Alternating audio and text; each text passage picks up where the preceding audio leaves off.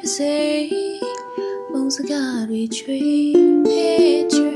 ဘယ်သူမှမသိတော့သေးတယ်ကိုကိုရဲ့တိတ်တကိုချစ်ကြောင်ရင်မနဲ့နေ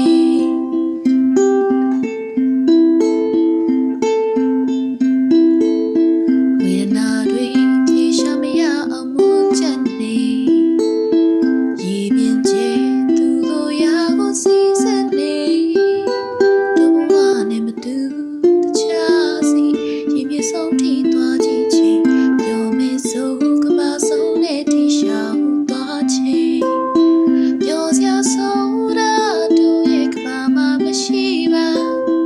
ရင်တော့စရာတွေတွေ့ကြည့်ပြန်ရင်တဲ့မှာဒီချက်ကနေလွှမ်းဝေးတနည်းဝတ်တော့ခါကနေကြည်ပါစေဒီဘဝအတွက်တော့ဒီသမဲချင်းပြောစရာဆိုတာတို့ရဲ့ကဘာမှမရှိပါရင်တော့စရာတွေတွေ့ကြည့်ပြန်ရင်တဲ့မှာဒီချက်ကနေလွှမ်းဝေးတနည်းဝတ်တော့ခါကနေ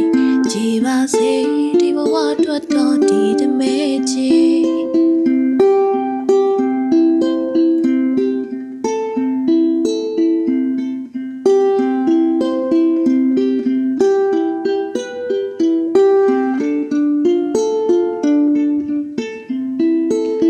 ကြည်ပါစေဒီဘဝအတွက်တော့ဒီသမဲချင်း